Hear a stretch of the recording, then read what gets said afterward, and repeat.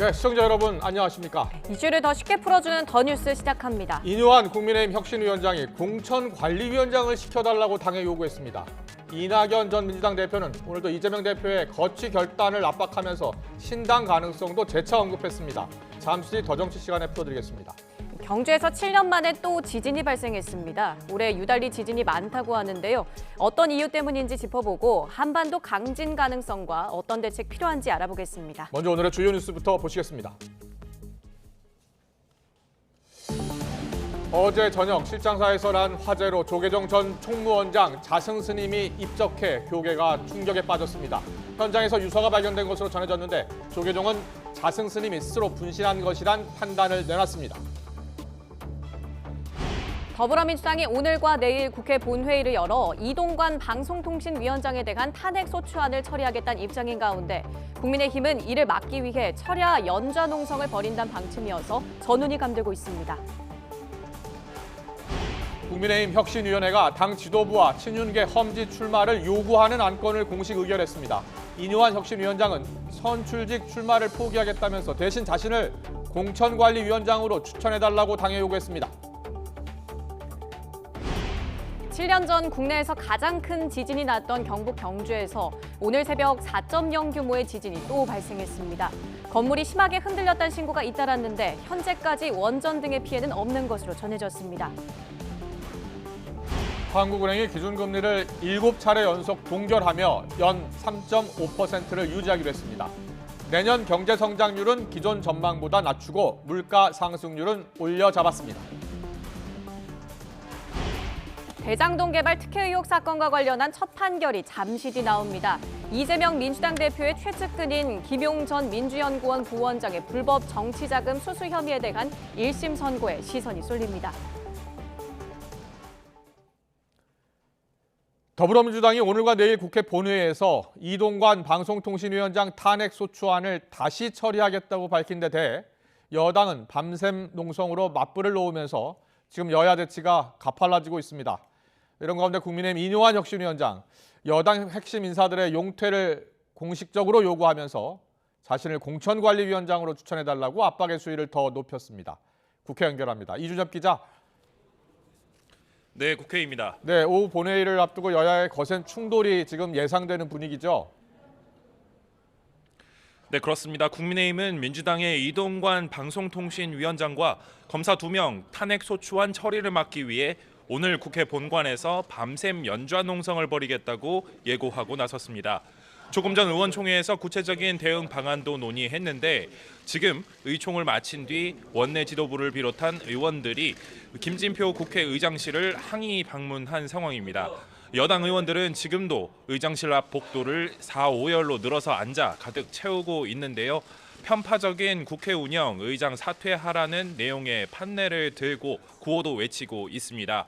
이에 대해 민주당은 의사 진행을 방해하게 되면 형사처벌 대상이라고 경고하고 있어서 그야말로 강대강 대치가 예상되는 상황입니다. 악의적으로 탄핵에 활용하겠다는 민주당이나 거기에 동조하는 국회의장이나 과연 국민은 안중에 있는 것인지. 연좌농성이 할 수 있죠. 연좌농성 할 수 있지만 정상적인 의사 진행을 못하게 방해하는 것은 명백하게 선진화법 위반이라는 것을 분명히 말씀드립니다. 네, 앞서 여야는 오늘과 내일 본회의 개최 여부를 놓고서부터 신경전을 이어왔습니다. 국회법상 탄핵소추안은 본회의 보고 24시간 뒤부터 72시간 안에 표결해야 해서 최소 이틀의 본회의 일정이 필요하기 때문인데요. 오늘 오전 김진표 국회의장과 양당 원내대표가 만난 자리에서 김 의장이 오늘과 내일 본회의를 예정대로 열겠다고 밝혔다는 게 민주당 측 입장입니다. 이에 야당은 기존 계획대로 이동관 방송통신위원장과 검사 2명에 대한 탄핵소추안을 오늘 본회의에서 보고하고 내일 본회의에서 처리할 것으로 보입니다. 이와 별개로 오늘 본회의에는 이종석 헌법재판소장 후보자 임명동의안이 안건으로 상정되는데 여당은 헌재 소장 표결까지는 참석한 뒤에 퇴장할 방침으로 전해졌습니다. 네, 그리고 총선을 앞두고 여야 내부 내용 조짐이 계속 나오고 있죠? 네, 그렇습니다. 국민의힘 혁신위원회는 오늘 친윤석열계 핵심과 당 지도부, 중진 의원의 내년 총선 불출마와 험지 출마를 요구하는 희생 혁신안을 정식 의결했습니다. 앞서 내놓은 권고안에 대해 지도부 응답이 없는 상황에서 사실상의 최후 통첩을 한 건데 인요한 혁신위원장은 여기에 더해 직접 희생을 해보이겠다며 이번 총선 불출마를 선언했습니다. 대신 당 지도부가 기존 혁신안 수용 여부를 공천관리위원회에서 결정할 것이라고 앞서 밝힌 것을 겨냥해 자신을 공관위원장으로 추천해달라고 요구하며 당 지도부를 향한 압박 수위를 높였는데요. 다음 주 월요일까지라며 답변 기한도 제시했습니다. 이런 가운데 민주당은 오늘 본회의를 전후로 의원총회를 열고 내년 총선에 적용될 선거제 개편 방향 등을 놓고 의원들의 의견을 수렴합니다. 그동안 당내에서는 정치개혁특별위원회를 중심으로 지역구 의석수와 연동돼 비례대표를 뽑아 소수 정당 원내 진입이 유리한 준연동형 비례제를 유지하되 위성정당은 금지해야 한다는 주장이 우세했습니다. 하지만 최근엔 민주당 의석수가 줄어들 수 있고 여당이 반대한다는 현실론을 제기하며 지역구와 무관하게 비례대표를 별도로 선출하는 과거 병립형으로 회귀해야 한다는 반론도 나오고 있습니다. 이재명 대표는 멋있게 지면 무슨 소용이냐며 병립형 회귀를 시사하는 듯한 발언도 남겨 명분이냐 실리냐를 둔 난상 토론이 예상됩니다. 지금까지 국회에서 전해드렸습니다. 윤석열 대통령이 어제에 이어서 오늘까지 이틀 연속 공식 일정을 취소하고 내부 업무 보고를 받고 있습니다. 대통령실 고위 관계자는 오늘 취재진에게 윤 대통령이 참석하려던 3차 국정과제 점검회의는 추경호 경제부총리에게 국민통합위원회 지역협의회 첫 회의는 이관섭 신임 정책실장에게 각각 점검하고 보고하도록 지시했다고 밝혔습니다. 어제 오후에 열릴 예정이던 국방혁신위원회 3차 회의도 행사 당일 갑자기 미루어졌습니다. 윤 대통령은 애초 오늘 오후 대통령실 수석비서관 5명을 교체하는 인적 개편을 단행하려던 것으로 알려졌는데 이 역시 미루고 정책실 신설만 발표했습니다. 네, 윤석열 대통령은 대통령실의 정책실을 신설하고 초대 정책실장에 이관섭 국정기획수석을 승진 기용했습니다. 김은혜 홍보수석은 브리핑에서 정책실은 경제사회수석실을 관장하며 향후 구성할 과학기술수석실도 포함될 것이라고 밝혔습니다. 이로써 작고 효율적인 정부를 표방하면서 2실 5수석 체제로 출범한 대통령실은 윤 대통령 취임 1년 6개월 만에 3실 6수석 체제로 확대 개편하게 됐습니다. 대통령실 고위 관계자는 신설될 과학기술수석실은 당장 있을 개편엔 포함되지 않을 것이라면 더 가급적 연내 또는 내년 초에 구성할 수 있도록 준비할 계획이라고 말했습니다. 7장사 화재 현장에서 입적한 자승 스님의 장례가 대한불교 조계종 종단장으로 치러집니다. 입적은 자발적 선택에 의한 분신이었다는 조계종의 판단도 나왔습니다. 취재기자 연결해 보겠습니다. 김정회 기자. 네, 김정혜입니다. 예, 조계종의 장례 계획이 나왔다고요? 네, 조계종은 자승 스님의 장례 계획을 포함한 공식 부고를 오늘 공식 발표했는데요. 내용을 보면 총무원장인 진우 스님을 장의위원장으로 하는 장례위원회를 꾸려 서울 종로구 조계사에서 장례를 엄수합니다. 장례는 종단장 규정에 따라 입적일을 기점으로 5일장으로 치러지고 연결식은 장례 마지막 날인 12월 3일 오전 10시에 엄수됩니다. 답위는 자승 스님의 소속 본사인 용주사에서 열릴 예정입니다. 조계사 조문은 오늘 오후 3시부터 시작이 됩니다. 제2교구본사 용주사와 전국 교구본사, 또 종단 직영사찰인 봉은사, 보문사 등에도 지역 분향소가 마련돼 신자들의 조문을 맞을 계획입니다. 조계종은 장례 형식과 기간, 장소를 결정하기 위해서 오늘 오전부터 회의를 거듭한 끝에 이같이 결정했다고 밝혔습니다. 예, 조계종 안에서 영향력이 컸던 만큼 자승 스님의 입적을 놓고 추측이 무성했는데 조계종의 판단이 나왔다고요? 네, 말씀하신 대로 화재에 의한 갑작스러운 입적이었기 때문에 입적 원인을 놓고 추측이 무성했던 것이 사실입니다.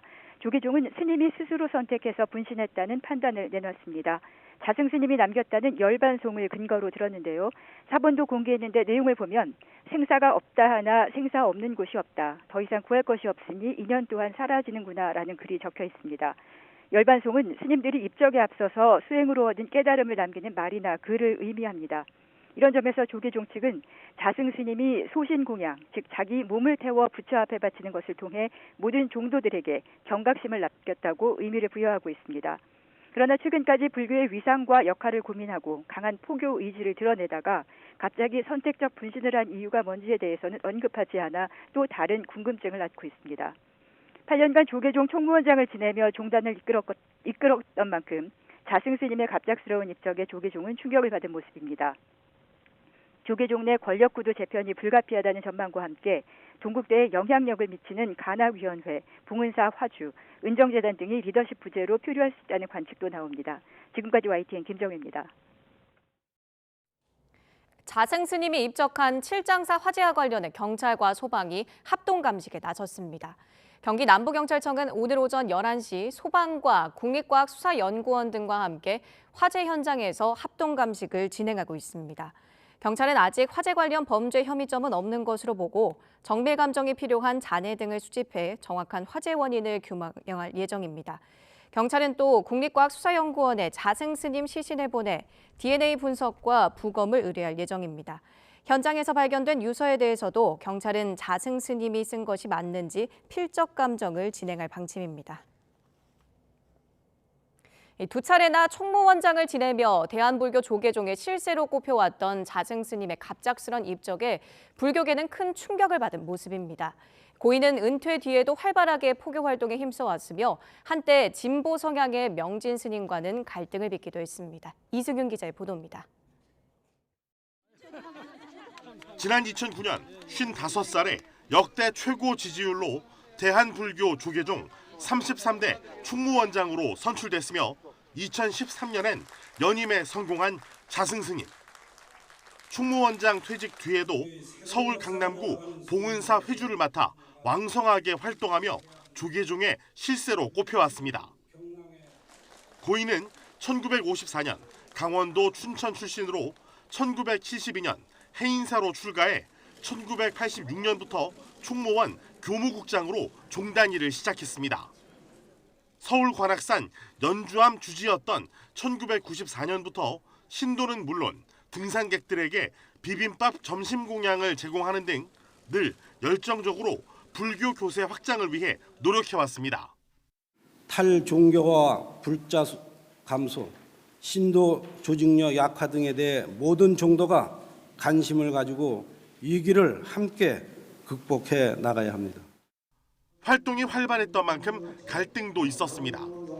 진보 성향의 명진 스님은 자승 스님이 자신의 승적 박탈을 이끌었다고 주장하기도 했고, 불교계 일각에서는 자승 스님이 조계종의 최고 지도자인 종정이 되려고 한다는 의혹을 제기하기도 했습니다. 정확하지 못한 사실의 곡해로 종도들의 눈을 흐리는 것, 모든 시비를 진영 논리 안에서 전개하는 것은 모두 소모적인 것입니다. 한때 조용한 은퇴를 생각했지만 결국 활발한 포교 활동을 선택한 자승 스님. 퇴임 후에, 은퇴 후에 종단에 얽매이면서 이렇게 살아온 여러 가지 힘들었던 이러한 것을 좀 여과시키고 어쨌든 정진하고 기도하는 이러한 평범한 대중으로 갈 생각입니다. 갑작스러운 입적 소식에 불교계는 아직도 믿기지 않는다며 상당히 큰 충격에 휩싸인 모습입니다. YTN 이승윤입니다. 네, 오늘 새벽이었죠. 경북 경주에서 규모 4.0의 지진이 발생했습니다. 7년 전 큰 지진이 발생한 곳인 만큼 많은 시민이 여진에 대한 불안 속에 잠을 이루지 못했습니다. 허성준 기자의 보도입니다. 경북 경주시 문무대학면 입천마을에서 지진이 난 건 새벽 4시 55분입니다. 진원은 땅속 12km로 추정되고 규모는 4.0입니다. 제가 오늘따라 조금 일찍 일어났거든요. 그래서 씻고 거울 앞에 뭐 좀 바르고 있는데 엉덩이가 그냥 이렇게 흔들리더라고. 그래서 이거 뭐지? 뭐 이거 뭐 피난 가야 되나? 막 이렇게 생각도 했었죠. 흔들림의 정도를 나타내는 계기 진도는 5로 인근 지역의 거의 모든 사람이 흔들림을 느끼고 그릇이나 창문이 깨질 정도였습니다. 실제로 지진을 느꼈다는 유감 신고는 경북 지역에서만 50건 넘게 이어졌고 200km 떨어진 대전 충남에서도 신고가 접수됐습니다. 이 식탁에 밥을 떠보니까 식탁하고 드르르 떨어고 그러고 이게 뭔고 되게 많이 이게 지진이구나 많이 그러면 이제 식탁 밑에 들어가가 요래 들어가라고 그 전에 훈련 받았거든. 소방당국은 이번 지진으로 인한 피해 신고는 없다고 밝혔습니다. 하지만 7년 전 규모 5.8의 지진을 경험한 주민들은 당시의 악몽을 떠올리며 불안에 떨었습니다. 전에는 달아가지고 막 우당탕당 컸고 막 그랬는데 이번에는 4.0 이래고 막 두루룩 크 자다가 거기서 끝이 돼버렸어. 그럼 또 다시 재다시 가가지고 겁이 나더라고. 이와 관련해 지자체가 시민들에게 재난안전 문자를 뒤늦게 보낸 사실이 드러났습니다. 경상북도는 지진 발생 후 30여 분 뒤, 경주시는 40여 분이 지난 후에야 대피 요령과 주의를 당부하는 재난 문자를 보내 뒷북 대응이라는 비판을 받고 있습니다. YTN 허성준입니다. 네, 오늘 새벽 발생한 경주 지역 지진으로 진앙에서 가까운 원전에도 비상이 걸렸습니다. 지난 2016년 지진보다 규모는 작지만 진앙이 가까웠던 탓에 인근 주민들이 불안에 떨었습니다. 오태인 기자의 보도입니다. 원자력 발전소 5기가 돌아가고 있는 경주 월성 원전. 새벽에 일어난 지진 진앙에서 불과 10km 떨어진 곳입니다. 월성 원전은 규모 4.0 지진에 직접적인 영향이 들었지만 별다른 피해는 없는 것으로 파악됐습니다. 지진 계측값 시 내진 설계 기준에 못 미치게 나왔고 긴급 점검에서도 특이 사항은 없었습니다. 한국수력원자력은 원전이 정상적으로 작동하고 있다고 밝혔습니다. 오늘 새벽 발생한 지진과 관련하여 월성원전은 안전하게 정상 운전 중입니다. 그리고 절차에 따라 직원들은 B급 비상 발령 상태에서 설비를 점검 중에 있습니다. 하지만 지난 2016년 지진에 이어 또다시 지진이 발생하면서 원전 인근 주민들은 새벽잠을 설쳤습니다. 진앙이 원전과 가까운 탓에 행여나 방사능 유출 같은 사고가 일어나지 않을까 걱정한 겁니다. 이번에는 아주 인근 지역에 가까이 와서 지진이 일어났기 때문에 혹시나 원전에서 지진이 일어나지 않을까 싶어서 상당히 걱정스럽습니다. 더욱더 가까워진다는 게 염려스럽습니다. 경주 방패장 역시 안전 관련 특이사항은 확인되지 않았습니다. 하지만 국내에서 원전 시설이 가장 많은 경주 지역에서 잇따라 강한 지진이 발생하면서 원전 주민들의 불안감이 커지고 있습니다. YTN 오태인입니다. 네, 지금 전해드린 것처럼 경주에서 올해 내륙에서 가장 큰 규모 4.0의 지진이 발생했는데요. 올해는 규모 2.0 이상 지진이 99차례 일어나서 역대 4번째로 지진이 잦은 해로 기록되고 있습니다. 한반도가 더 이상 지진 안전지대가 아니란 이야기가 계속 나오고 있습니다. 유인창 경북대 지질학과 명예교수와 함께 이야기 나눠보겠습니다. 어서 오세요. 네, 안녕하세요. 안녕하세요. 경주에서 또 지진이 발생했는데요. 7년 전에 발생했던 그 지진과는 어떤 차이가 있는 거예요? 발생 장소만 다를 뿐 거의 같습니다. 그다음에 규모는 경주 지진이 5.8이었었죠. 예, 지금은 4.0이니까 예. 규모가 조금 작을 뿐이고 장소가 조금 다를 뿐인데 다행히 지진 피해는 없는 것으로 지금 보고가 되고 있습니다. 예, 지금 원전 이야기를 해서요. 잠깐 원전 여쭤보고 갈게요. 원전 주변에서 지진이 저렇게 감지가 되니까 주민들이 걱정이 많아요. 근데 설계가 어떻게 돼 있습니까? 원전은 지금 우리나라 원전은 내진 설계가 돼 있고요. 6.5의 지진에도 견딜 수 있을 정도로 내진 설계가 되어 있습니다. 지금. 그렇군요. 월성 원자력본부는 이번 지진으로 영향은 없다라고 이야기를 했는데 4.0 정도에는 영향을 받지 않는 걸로 봐야겠군요. 그렇죠. 6.5까지 내진 설계가 돼 있으니까 지진을 견딜 수가 있습니다. 네. 자, 이번 지진을 좀 자세히 좀 설명해 주세요. 지금 여진이 계속 나고 있거든요. 그래서 더 걱정입니다. 더 큰 규모의 여진이 발생할 수도 있나요? 가능성은 있죠. 더 큰 지진이 이제 발생할 왜 그러냐면 그쪽 지역이 지진이 자주 발생하는 지역입니다. 그래요? 그래서 이제 이거 4.0보다 더 큰 지진이 발생할 수 있는 가능성은 있습니다. 오늘 지진이 일어난 곳이 지난 2016년에 지진이 있었던 곳과 가깝습니까? 거의 같은 지점이라고 보시면 됩니다. 7년 전에는 내남면이죠. 네, 요거는 이제 읍천리라고 입천리죠. 입천리에서 발생했으니까 경주시에서 뭐 그렇게 많이 떨어지지 않은 지역입니다. 그렇군요. 예, 보니까요. 2016년에 지진의 원인으로 이 내심 단층이요? 내남 단층이라고. 어떤 단층이에요? 그거는 우리 국민들께서 잘 아시겠지만 그 양산 단층이라고 네. 그 북북동 방향으로 달리는 단층이 있습니다. 예. 그 양산 단층 그 주변부에 여러 가지 그 가지 단층들이 있어요. 그래서 그 내남 단층이라든가 뭐 수렴 단층이라든가 읍천 단층이라든가 이런 단층들이 움직여가지고 지진들이 이제 자주 발생을 하는 지역이죠. 그렇군요. 이런 단층이 경주 지역에 많이 있기 때문에 경주에서 지진이 잦은 건가요? 네, 그렇게 이해하시면 됩니다. 예, 알겠습니다. 그리고 경주 같은 경우에는 지난번 지진하고 이제 7년 있다가 지진이 났는데 그 당시 때도 한 여진이 계속됐었잖아요. 그 7년 전에는 여진이 거의 1년 정도. 1년 동안 계속됐습니까? 여진이 계속됐죠. 예. 그래서 적어도 통상적으로 말씀드릴 수 있는 거는 한 달 이상은 갈 거로 봅니다, 지금. 한 달 이상 정도 여진이 계속될 것이다. 예, 지금 역대 지진 사례 잠깐 보고 계시는데요. 2016년 9월 있었고 2017년 11월 포항에서도 있었어요. 그러니까 포항이 5.4죠, 규모가. 예. 그리고 경주가 오늘 4.0이었고요. 그런데 이 지진들 이 분포를 보면 이 경북 쪽에 지진이 좀 많이 일어나는 것 같네요. 네, 실제로 통계도 그렇게 나옵니까? 그렇습니다. 거의 뭐 우리나라 지진의 50% 이상이 영남권에서 발생을 하고 있습니다. 그렇군요.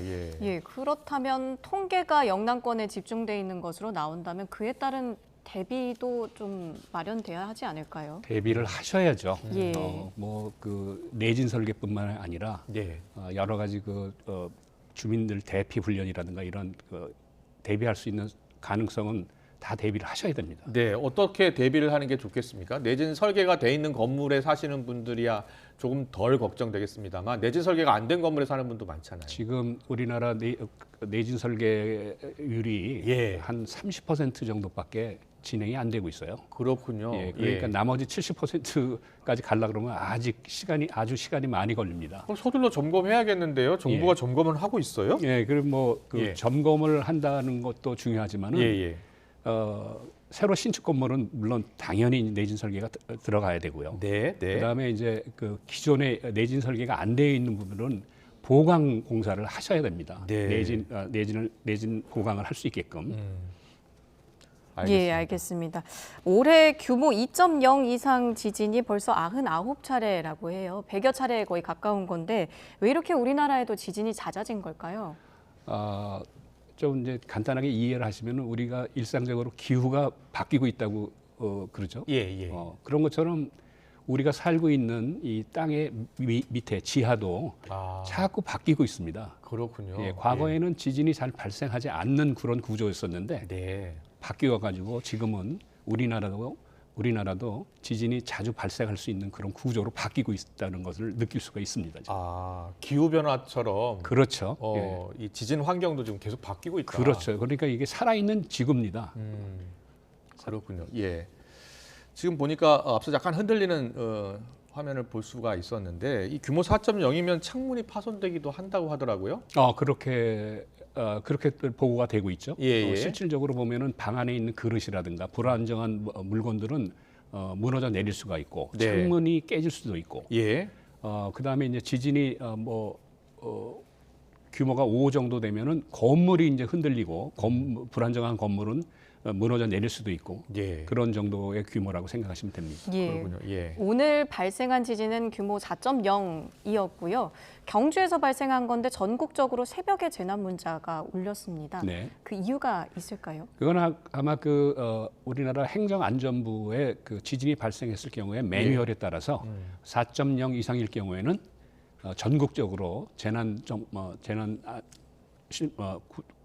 메시지가 예. 보내게끔 돼 있는 걸로 알고 있습니다. 실제로 저 지금 경주 지역에서 지진이 발생했을 경우에 다른 지역에서도 추가로 발생할 가능성이 있나요? 추가로 발생할 가능성이 있죠. 그래서 한 대비를 하셔야 됩니다. 아, 그렇군요. 그러면 우리 지역과는 좀 먼 거리에서 지진이 났어도 이게 다른 지역에서 다시 연쇄적으로 일어날 수도 있다는 일어날 거예요? 수도 있습니다. 그래서 그런 거를 좀 대비를 하셔야 됩니다. 아, 그렇군요. 예. 근데 지금 경주 쪽, 포항 쪽 많이 지진이 일어나고 영남 지역에. 근데 수도권은 어떻습니까? 수도권도 지진이 발생할 수 있는 가능성이 있죠. 수도권에도 여러 가지 단층들이 있거든요. 예. 지금 아마 행정안전부에서 그런 거를 다 조사를 하고 있습니다. 네. 그래서 아마 요거는 한 몇 년 걸릴 겁니다. 시간이. 예. 그렇다고 해서 뭐 조사만 한다 그래서 지진이 발생 안 하는 건 아니죠. 예. 그러니까요. 우리나라 전국적으로 지진이 발생할 수 있는 그런 구조가 조성이 됐다고 보시면 됩니다. 예, 우리나라뿐만 아니라요. 최근 필리핀이나 환태평양 조산대 이른바 불레고리 지역에서 활발하게 지진이 발생하고 있더라고요. 예, 그렇죠. 예. 서로 영향을 받는 거죠. 그래서 뭐 저번 1월 달에도 지금 우리 투르키에 지진도 그렇습니다. 있었고, 큰 지진 났잖아요. 그다음에 그 북아프리카에서 모로코에서도 지진이 있었죠. 그런 것들이 서로 연관성은 있죠. 우리 지각이 서로 움직이기 때문에 한쪽에서 발생하면 또 다른 쪽에서도 발생할 수 있는 사실 가능성이 높습니다. 튀르키예 모로코는 불레고리 지역은 아니지 않았나요? 아닌데도 거기에는 이제 그 대륙과 대륙이 이렇게 만나는 그런 부분들이 지진이 많이 발생을 하거든요. 그래서 우리 일본이 지진이 많이 발생하는 경우가 태평양 해저가 일본 밑으로 들어가고 있기 때문에 거기에서 지진이 자주 발생하는 게 일반적이고요. 그리고 환태평양 조산대라고 하는 곳이죠. 그다음에 필리핀 다 연결돼 있는 곳이죠. 다 연결돼 있죠. 그다음에 이제 특히 그 네팔 같은 데서도 지진이 많이 발생하죠. 그 내륙이지만 그런 거는 인도가 이제 부딪혀가지고 유럽과 부딪혀가지고 거기 사이에서 지진이 자주 발생합니다. 네, 알겠습니다. 지진을 감지했을 때 어떻게 해야 합니까? 행동 요령 좀 가르쳐 주세요. 먼저 그 제일 중요한 거는 출입구를 확보를 하셔야 돼요. 지진이 발생할 경우에는 출입구를 확보를 하시고 그다음에 두 번째로 하셔야 될 거는 가스를 잠그시고 그다음에 이제 빨리 그 책상 밑이나 침대 밑으로 피신을 하시는 게 제일 좋습니다. 출입구 확보하고 그리고 일단 책상 밑으로 들어가서 그렇죠.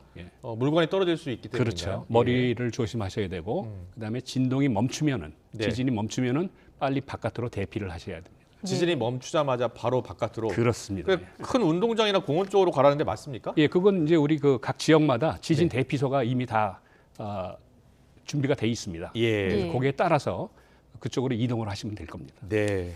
자, 마지막으로요. 이제 우리 경북대 지질학과 명예교수님이시니까 전문가로서 우리나라가 이제 어떤 대비책을 좀 세워야 될 것 같습니까? 우리 지진은 예측하기가 거의 불가능합니다. 지진이 발생하는 거는. 그러나 지진이 어느 정도 어느 지역에서 발생한다는 거는 우리가 예측이 가능합니다. 우리나라 같은 경우에는 영남권에서 지진이 자주 발생하죠. 그래서 그런 지역에 대해서는 특별히 좀 더 경각심을 가지시고 지진 대비를 하셔야 되고 그다음에 그 지역에 왜 지진이 발생하는가 아까도 말씀드린 것처럼 지하 구조에 어떤 변화가 있는가 이런 것들을 계속 모니터링을 하고 있어야 지진이 발생하더라도 피해 규모를 줄일 수가 있습니다. 네, 알겠습니다. 국민 스스로도 이제 행동 대비 요령 잘 익혀야 될 것 같고요. 여기까지 듣겠습니다. 유인창 경북대 지구시스템과학부 명예교수와 함께했습니다. 잘 들었습니다. 네.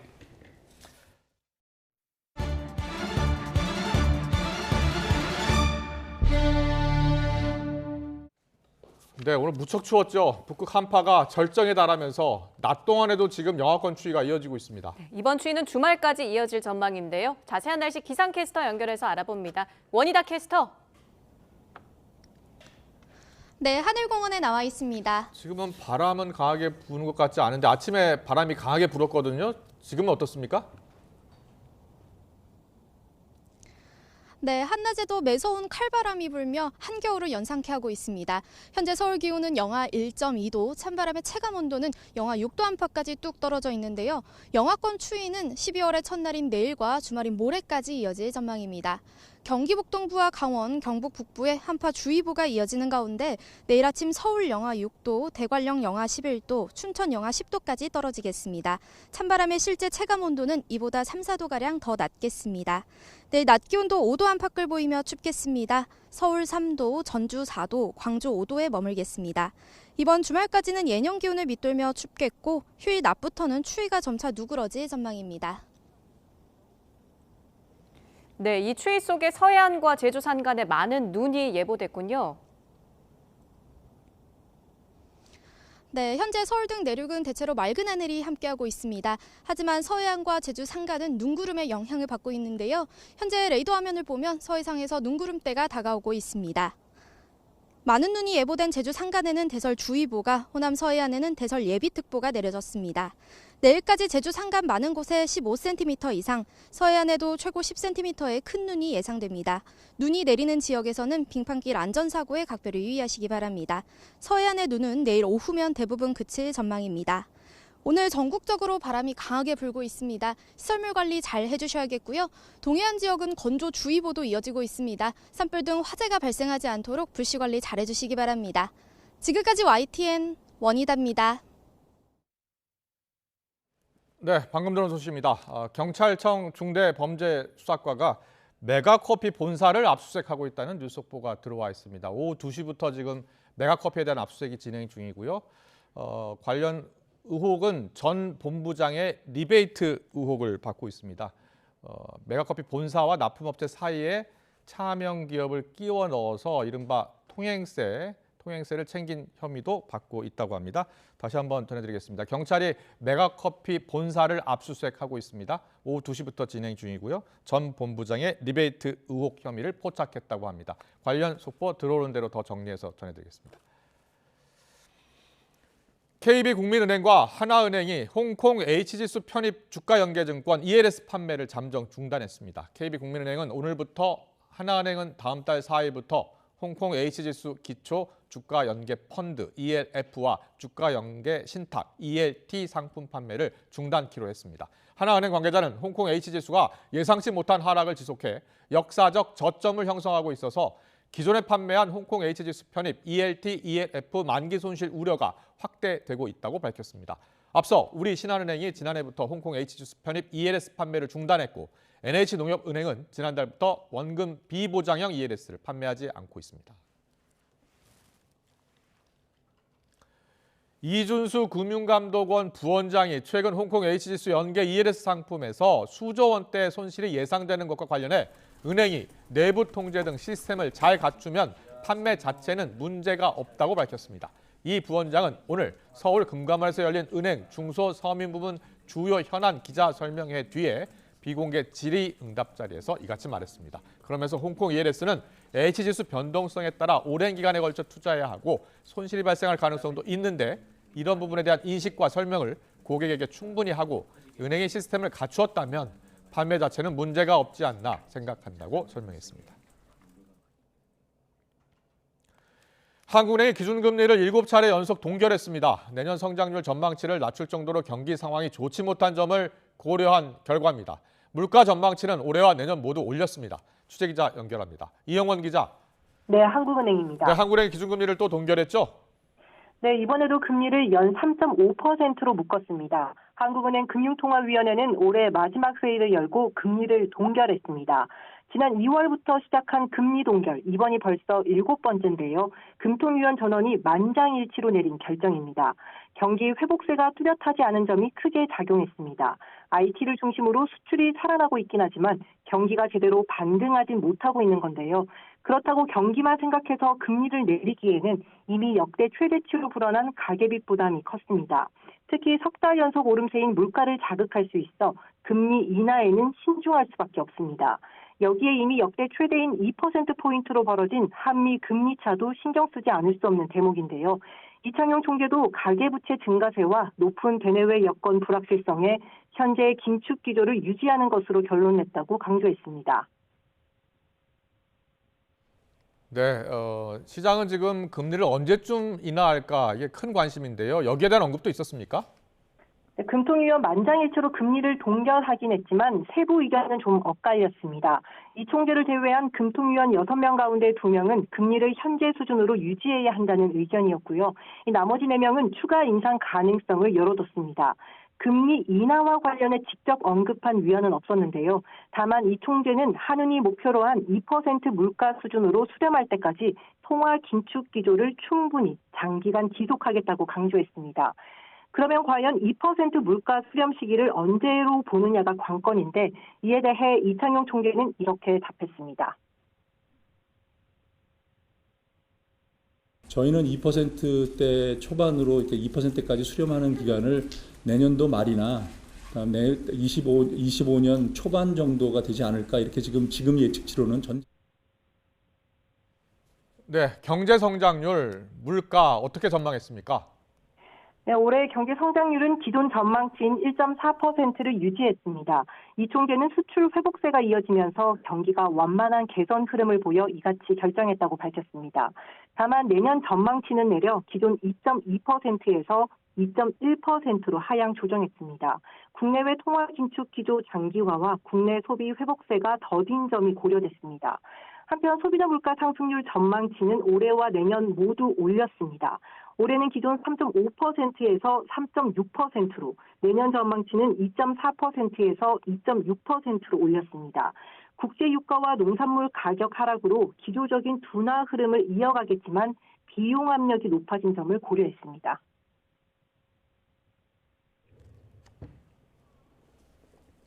네, 그리고 한국은행 발표 이후 지금 우리 시장 반응은 어떻게 나오고 있습니까?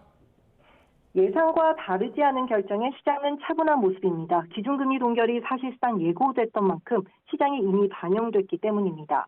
오늘 코스피는 어제보다 0.31% 내린 2,512.11로 거래를 시작해 현재는 2,520대로 오름세입니다. 코스닥 지수는 0.39% 떨어진 819.23으로 장을 열었는데요. 지금은 상승 전환에 826대까지 올랐습니다. 원달러 환율은 어제보다 0.9원 오른 1290.5원에 거래를 시작한 뒤 현재도 1290원대에서 움직이고 있습니다. 지금까지 한국은행에서 YTN 이영훈입니다.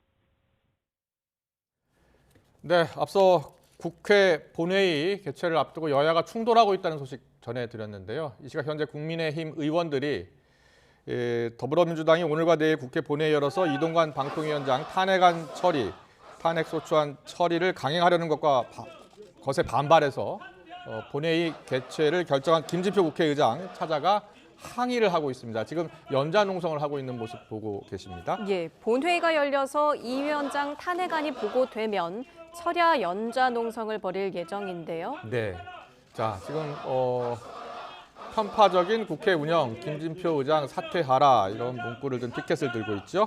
네, 국민의힘은 이틀에 걸친 본회의가 내년도 예산안 처리를 잡아놓은 일정인 만큼 예산 심사가 진전이 없는 상황에서 본회의 소집은 안 된다 이렇게 주장하면서 반발하고 있습니다. 윤재욱 원내대표의 모습도 볼 수가 있는데요. 네, 윤 원내대표 오늘 오전 중진 연석회의와 비상의원 총회를 열어서 저지 방안을 논의하기도 했습니다. 네. 민주당은 오늘 국회 본회의에 탄핵안, 그러니까 이동관 방통위원장과 검사 2명에 대한 탄핵안을 국회에 보고를 하고 또 내일 예정된 본회의에서 처리하겠다는 입장입니다. 여기에 대해서 국민의힘은 김진표 국회의장이 민주당에 동조를 하고 있다. 의회 정치의 오래된 관행이나 국회법의 취지를 생각하고 있는지 개탄스럽다라고 말하면서 반발하고 있습니다. 국민의힘은 오늘과 내일 본회의는 예산안 처리만 해야 한다는 입장입니다. 네, 잠시 뒤에 이제 국회 본회의가 열릴 예정인데요. 국회 본회의가 열리면 또 현장으로 가보도록 하겠습니다. 자, 계속해서 우리나라 산업활동 동향이 발표됐는데요. 관련 소식 좀 알아보겠습니다. 지난 10월 우리나라 산업활동을 보여주는 3대 지표가 모두 마이너스를 기록했습니다. 네, 석 달 만에 트리플 감소를 보인 건데요. 취재기자 연결해서 자세히 알아보죠. 이승은 기자. 네, 경제부입니다. 네, 지난해 이제 생산 소비 투자가 중요한데 이 생산 소비 투자 모두 일제히 감소했다고요? 그렇습니다. 통계청이 발표한 10월 산업활동 동향을 보면 전 산업 생산이 한 달 전보다 1.6% 줄었습니다. 3년 6개월 만에 최대폭 감소입니다. 소비를 나타내는 소매 판매도 0.8% 줄었고 설비 투자도 3.3% 감소했습니다. 산업활동이 지난 8, 9월 연속 호조를 보이다 반락한 흐름입니다. 무엇보다 제조업 생산이 3.5% 줄며 전체 생산 위축을 주도했습니다. 통계청은 지난 8, 9월 산업활동 개선에 따른 기저효과, 10월 2일 임시공휴일 지정에 따른 조업일수 감소 등으로 생산량이 감소했다고 설명했습니다. 특히 8월과 9월 두 자릿수로 늘었던 반도체 생산도 11.4% 줄어 8개월 만에 가장 크게 감소했습니다. 특히 임시공휴일 지정에도 고금리, 고물가 영향에 소비가 음식료품 등 비내구재 중심으로 줄었습니다. 기획재정부는 10월 산업활동 하락은 8, 9월 연속 큰 폭의 상승에 따른 것으로 추세적인 조정은 아니라고 분석했습니다. 반도체 생산도 분기 초 감소하는 경향과 상대적으로 적었던 조업일 등으로 변동성이 확대됐다고 분석했습니다. 정부는 내수 회복 속도가 예상보다 많이 느리다며 다음 달 동행축제, 소상공인 금리 경감 등 취약 부분을 중심으로 내수 활력을 보강할 것이라고 밝혔습니다. 지금까지 YTN 이승은입니다. 네, 속보가 계속 들어오고 있습니다. 이번 속보는 불법 정치자금 수수 혐의를 받는 더불어민주당 이재명 대표의 최측근이죠. 김용 전 민주연구원 부원장 사건과 관련해서 재판부에 1심 선고가 있을 예정입니다. 재판부는 지금 속보에 따르면 김 전 부원장에게 6억 원을 전달했다는 유동규 전 본부장의 진술은 신빙성이 있다고 판단했습니다. 예, 서울중앙지방법원은 오늘 김 전 부원장 등의 선고 공판에서 유동규 전 본부장이 주요 부분에 관해 비교적 일관되게 진술하고 진술과 배치되는 자료도 드러나지 않았다며 이같이 밝혔습니다. 김 전 부원장은 이 대표가 민주당 대선 예비 경선에 참여했던 2021년 4월부터 8월 사이 유 전 본부장 등과 공모해 남 변호사로부터 불법 정치자금 8억 4,700만 원을 수수한 혐의를 받습니다. 네, 검찰이 지난 9월이었죠. 김 전 부원장이 이 대표의 영향력에 힘입어 대장동 개발 등 공사 업무 전반에 영향력을 발휘했다면서 징역 12년을 구형한 바 있고요. 김 전 부원장은 유 전 본부장에게 돈을 요구하거나 받은 적이 없다면서 혐의를 거듭 부인한 바 있습니다. 잠시 뒤에 1심 선고가 나올 예정인데요. 이번 판결은 대장동 개발 의혹 관련 범죄에 관한 법원의 첫 판단이기 때문에 향후 이재명 대표 등의 재판에도 영향을 미칠 것으로 보입니다. 1심 선고 나오면 또 속보 전해드리겠습니다. 네. 이스라엘과 팔레스타인 무장정파 하마스가 엿새간 해온 일시 휴전을 추가로 연장하기로 했습니다. 로이터 통신에 따르면 이스라엘군은 인질 석방 절차를 계속하려는 중재국들의 노력과 기존 합의 조건을 고려해 하마스와의 휴전이 계속될 것이라고 밝혔습니다. 하마스도 7일째로 일시 휴전을 연장하기로 합의했다고 밝혔습니다. 이렇게 엿새로 연장된 휴전은 한국 시각 오늘 오후 2시 만료 예정이었지만 이를 약 10분 앞두고 이스라엘이 추가로 휴전 기간을 늘리기로 한 겁니다.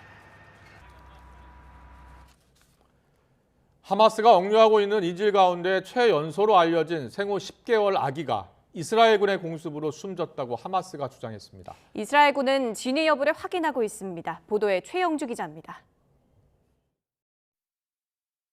생후 10개월 된 아기 크피르 비바스가 엄마의 품에 안겨 환하게 웃고 있습니다.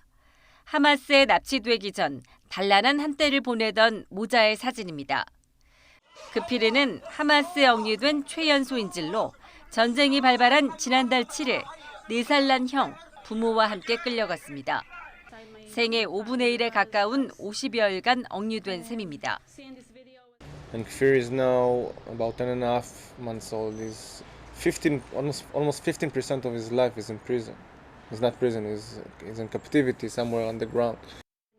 어린이를 우선 석방한다는 합의대로라면 크피르는 휴전 엿새째 마지막 남은 아동 인질 명단에 포함돼야 합니다. 이에 따라 그의 석방 여부에 관심이 쏠린 가운데 하마스 군사 조직인 알카삼 여단은 이스라엘의 공습으로 생후 10개월 된 크피르와 4살 난 형, 그리고 그들의 어머니가 숨졌다고 주장했습니다. 어린 아기까지 인질로 삼고 있다는 국제사회의 비판과 우선 석방 요구를 의식한 것으로 풀이됩니다. This is your enemy. Kfir, a 10 months old baby. Ariel, 4 months.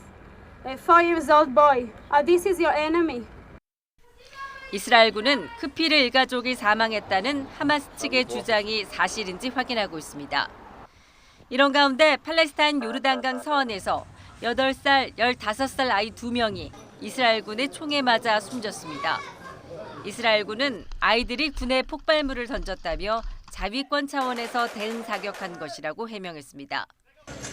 가자지구 누적 사망자 수가 15,000명을 넘어선 가운데 어린이는 6,000명을 훌쩍 넘어서 전체 희생자의 40% 이상을 차지합니다. 이스라엘과 팔레스타인 무장정파 하마스 간 전쟁으로 힘없는 아이들이 가장 큰 피해를 입고 있다는 지적이 나옵니다. YTN 최영주입니다.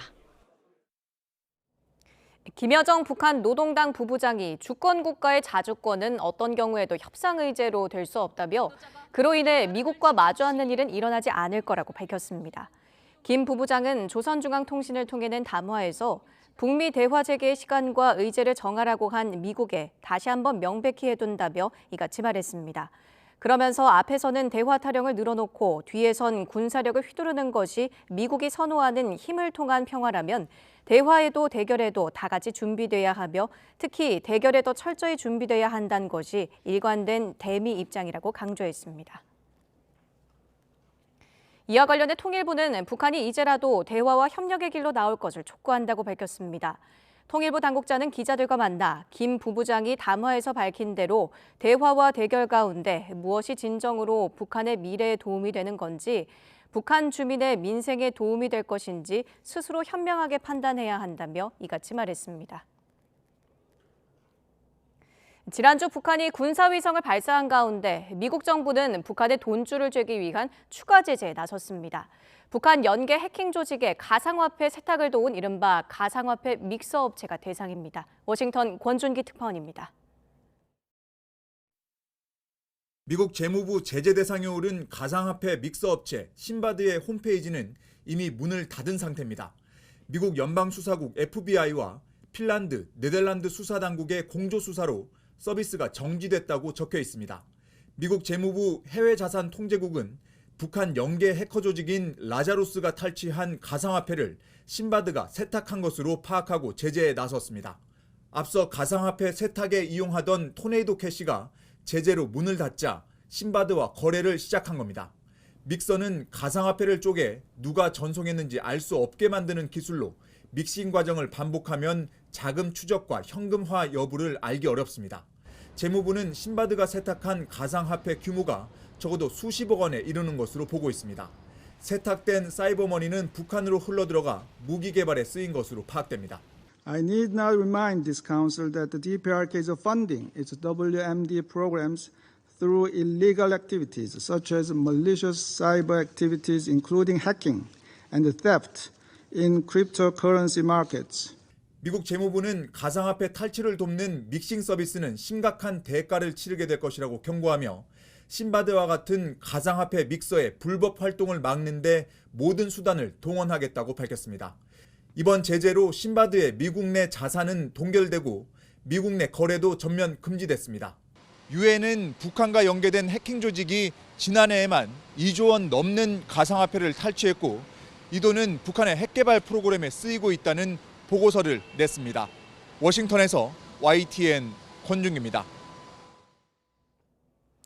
저희가 앞서 속보로 전해드렸었는데요. 김용 전 부위원장과 1심 선고가 나왔습니다. 불법 정치자금 수수 혐의를 받는 더불어민주당 이재명 대표의 최측근이죠.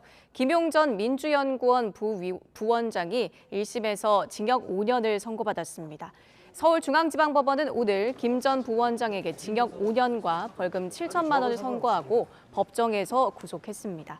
또 함께 재판에 넘겨진 남욱 변호사에게는 징역 8개월, 유동규 전 본부장에게는 무죄를 각각 선고했습니다.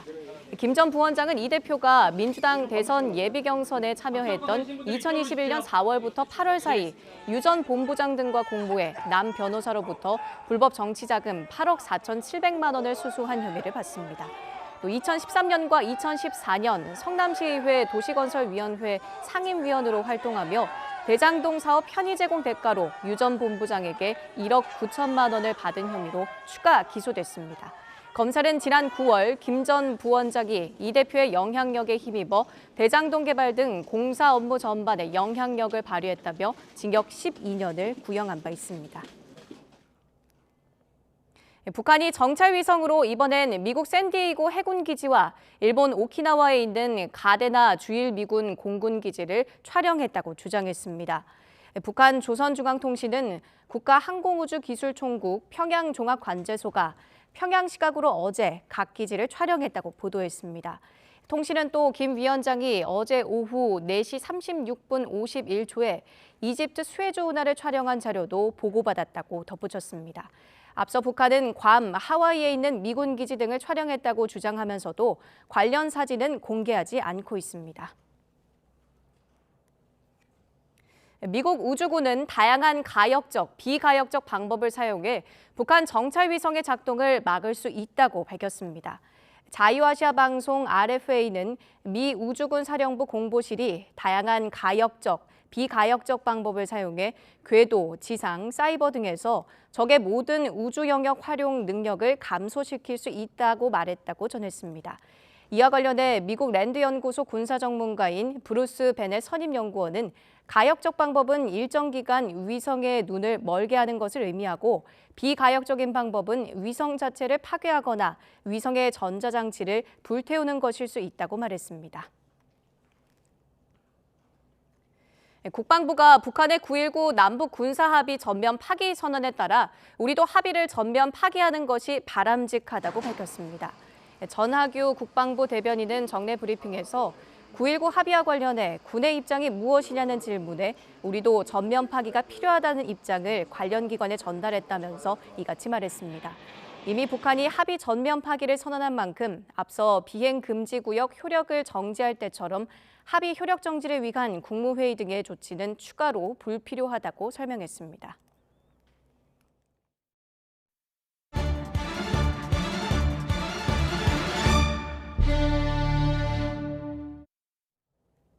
술에 취해 택시기사를 폭행하고 차량 블랙박스 영상을 삭제하도록 사주한 혐의로 재판에 넘겨진 이용구 전 법무부 차관에게 징역형의 집행유예가 확정됐습니다. 대법원은 오늘 오전 이 전 차관의 증거인멸 교사 등 혐의 상고심 선고기일에서 법리 오해를 비롯한 잘못이 없다며 징역 6개월에 집행유예 2년을 선고한 원심 판결을 확정했습니다. 이 전 차관은 변호사 시절이던 2020년 술에 취해 택시기사 A씨를 폭행하고 합의금 1,000만 원을 건네며 폭행 장면이 담긴 블랙박스 영상을 삭제해달라고 요구한 혐의로 재판에 넘겨졌습니다. 경기도에 있는 한 중학교에서 남학생 무리가 여학생 1명을 성희롱하고 성추행했다는 신고가 접수돼 경찰이 수사에 나섰습니다. 피해 여학생이 자신들이 괴롭히던 동급생을 도왔다는 이유였는데 이들은 단체 대화방에서 피해 여학생을 성폭행하겠다는 말까지 서슴지 않았습니다. 안동준 기자의 단독 보도입니다. 중학생 딸을 둔 A씨는 얼마 전 자녀에게 충격적인 이야기를 들었습니다. 같은 학년 남학생들이 자신을 괴롭히는 모임을 만들었고 이 가운데 한 학생이 강제로 신체 접촉을 하고 성관계하자는 이야기를 꺼냈다는 겁니다. 친한 친구가 해당 남학생 무리에게 폭행을 당하자 이들에게 누가 그랬느냐며 따져 물었던 게 화근이었습니다. 몸으로 막아서 욕하고 이제 못 때리게 하고 이제 그랬는데 그게 나댄다고. 네, 그래서 타겟이 저희 아이로 온 거예요. 곧바로 학교에 이런 상황을 알리고 아이를 학교에 보내지 않았지만 상황은 더 심각해졌습니다. 남학생 무리가 있는 단체 대화방에서 A씨 딸을 성폭행하겠다는 말이 오간 것을 알게 된 겁니다. 이들은 수면제를 먹이고 성폭행하겠다, 문제가 되면 홈스쿨링을 하겠다는 등 끔찍한 말을 SNS에서 서슴지 않고 주고받았습니다. 학교 측은 해당 발언을 한 남학생을 일주일간 등교 정지시키기로 했지만 이런 결정을 내린 건 피해 사실을 처음 인지한 지 닷새가 지나서였습니다. 이후 A씨 딸은 다시 학교에 갔지만 당시 대화에 동조했던 다른 남학생들과 마주쳐야 했습니다. 정말 힘들다 하면 전학을 그때는 가겠지만 지금은 아니라 그 아이들이 분리조치가 된 상태에서 아이가 좀 더 여기 있기를 바라죠. 학교 측은 최초 피해 사실을 접수했을 당시에는 즉시 분리조치할 사안이 아니라고 판단했다고 해명했습니다. 또 이미 등교 정지된 남학생 외에 대화에 동조한 학생 3명에 대해서도 다음날 등교 정지 조치했다고 덧붙였습니다. 학교로부터 신고를 접수한 경찰은 기초 사실에 대한 조사를 마친 뒤 사건을 지방청으로 넘겨 수사를 이어갈 방침입니다. YTN 안동준입니다. 인적이 드문 시골 은신처에서 몰래 불법 성매매 광고 사이트를 운영한 일당이 경찰에 붙잡혔습니다. 전문 조직까지 동원해서 범죄 수익을 세탁하는 방식으로 무려 6년 동안 수사기관의 추적을 피했습니다. 박정현 기자의 보도입니다. 으슥한 산골 동네에 수갑을 찬 남성이 경찰들과 함께 차에서 내립니다. 무성하게 뒤덮인 수풀을 한참 지나가자 등장한 농막 한 채.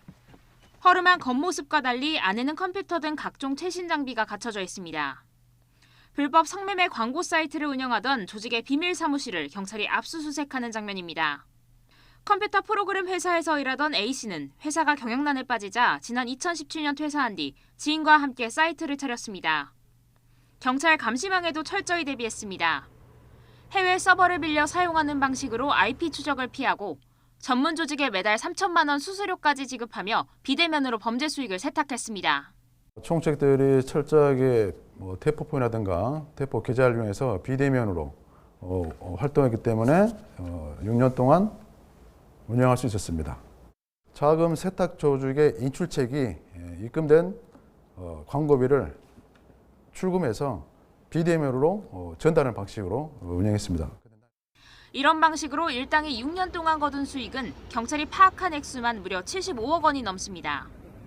이들 일당은 벌어들인 수익으로 아파트와 값비싼 외제차를 구입하는 등 호화로운 생활을 누린 것으로 조사됐습니다. 경찰은 총책 A씨 등 3명을 구속 송치하고 직원 2명은 불구속 송치했습니다. 또 현장에서 발견된 현금 10억여 원을 압수하고 65억 원은 몰수하거나 추징보전 조치했습니다.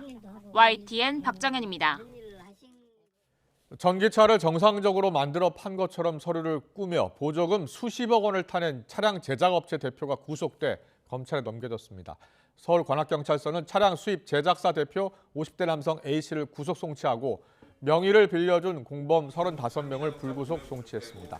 A씨는 지난 2020년 12월부터 1년 동안 경기 김포와 용인, 대구 등 지방자치단체에 전기차 허위 매매 서류 등을 제출해 보조금 54억 원을 가로챈 혐의를 받고 있습니다. 경찰 조사 결과 A씨는 중국에서 배터리 등 일부 부품이 없는 차체 92대를 싼 값에 수입한 뒤에 정상적으로 차량을 만들어 판 것처럼 계약서를 위조한 것으로 드러났습니다. 온라인에서 의약품을 판매하는 건 금지돼 있는데 블로그나 중고거래 플랫폼에서 거래가 끊이지 않고 있습니다. 6년 동안 블로그를 통해서 의약품 16억 원어치를 판매한 일당이 적발됐는데 의사의 처방전이 필요한 전문 의약품들도 있었습니다. 김혜은 기자의 보도입니다.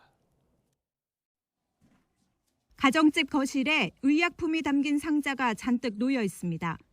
식품의약품안전처에 적발된 불법 유통 의약품들로 모두 합하면 1,400만 원어치에 달합니다. 아예 사무실을 차려놓고 의약품을 불법으로 판매한 업자도 적발됐습니다. 여기 수고했어요. 이거 전문적으로 판매한 사람 있죠? 네, 제가 이거를 판매하는 사람이 있습니다. 이들이 블로그나 SNS를 통해 판매한 의약품은 6년 동안 25만 개, 무려 16억 원어치입니다. 200개 넘는 품목이 팔렸는데 고혈압약이나 진통제 등 의사의 처방전이 필요한 전문의약품도 다수 포함돼 있었습니다. 의약품 도매상 대표인 A씨가 전문의약품을 병원에 납품하는 것처럼 서류를 꾸민 뒤 기존에 함께 일하던 직원들에게 몰래 약을 판매한 겁니다. 이 직원들은 다시 다른 판매업자를 뚫어 약을 유통했습니다. 운동하는 사람들에게 체중 감량 목적으로 혈압약이나 이뇨제를 판매한 헬스 트레이너도 포함됐습니다. 혈압약 같은 경우는 체내에 수분하는 그런 효능효과가 있기 때문에 이 사람들 말에 따르면 또 체내 수분을 배출하게 되면 근육이 좀 더 선명하게 보이는 그런 효과가 있다고도 합니다. 전문의약품을 다른 목적으로 함부로 복용할 경우 심각한 부작용을 일으킬 수 있습니다. 일반 약이나 건강기능식품이라 해도 오남용과 변질 우려 때문에 온라인 판매를 금지하고 있습니다. 식약처는 이번에 적발한 일당을 검찰에 송치하고 인터넷을 중심으로 불법 유통되는 의약품에 대한 단속을 강화할 방침입니다. YTN 김혜은입니다. 지난주 YTN이 단독 보도해드린 내용이죠. 경찰청의 초과근무 최소화 지침에 대한 현장 경찰의 반발이 점점 커지고 있습니다. 경찰청은 자유로운 연가 사용 분위기 조성 등 근무 혁신을 위한 거란 해명을 내놨지만 현장에선 월급이 주는데 무슨 워라밸이냐는 비판이 이어집니다. 현장 목소리 듣고 오겠습니다. 월급을 드리는 부분이거든요. 예. 그만 것들 돈으로 주지 않고 연가 보상을 이러는 건데 사실은 현재 우리 현장 경찰관들이 인원이 없기 때문에 연가를 사용하지 못하는 상황이거든요. 그러니까 더 반발이 거세질 수밖에 없는 것 같습니다. 저도 93년도에 경찰에 들어왔으니 한 30년 근무한 것 같습니다. 예. 근데 예산 부족을 이야기하면서 이 초과수당을 월급으로 주지 않는 경우는 없었고요. 경찰청에서 예산 집행을 미리 예측하지 못하고 무분별한 보여주기식 예방 순찰에 의한 경력 동원이라든가 무분별한 비상 소집, 그다음에 경찰 만능주의가 만든 참사가 아닌가 예. 이렇게 생각을 하고요. 경찰청에서는 정말 경찰관들의 워라밸 차원에서 한 조치라면 월급을 삭감하는 이런 조치는 바로 잡아야 된다고 생각을 합니다. 최근 공공전산망 운영장애가 잇따르는 가운데 교육부도 4세대 교육행정정보 시스템 나이스 특별점검에 나섭니다. 교육부는 오늘부터 2주간 전국 17개 시도 교육청에서 운영하는 나이스의 장애 발생 대응 방법과 복구 체계를 점검하고 보완하겠다고 밝혔습니다. 나이스는 전국 12,000여 개 초등학교와 중고등학교에서 학생 성적과 생활기록부 등 업무를 위해 사용하는 교육정보 시스템입니다.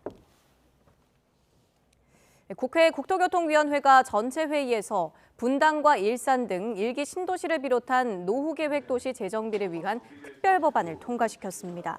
특별법 적용 대상은 택지 조성 사업을 마치고 20년이 넘은 면적 100만 제곱미터 이상 택지로 1기 신도시를 포함한 전국 51곳, 주택 103만 가구입니다.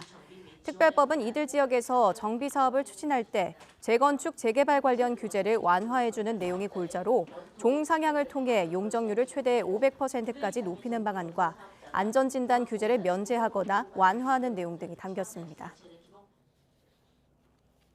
정부가 신생아 특별공급 공공분양과 공공임대 우선공급에 각각 3만 가구씩, 민간분양 우선공급에 1만 가구를 포함해 연간 7만 가구를 공급하기로 했습니다. 정부는 저출산 극복을 위한 주거지원 후속 조치로 이런 내용을 담은 공공주택특별법 시행규칙을 입법 예고한다고 밝혔습니다. 입주자 모집 공고일로부터 2년 이내에 임신 또는 출산했다는 사실을 증명하면 혼인하지 않아도 특별공급 청약 자격이 주어지게 됩니다. 여기에 더해 공공분양주택 뉴홈 물량도 최대 35%를 신생아 특공에 배분하기로 했습니다. YTN 김영수입니다.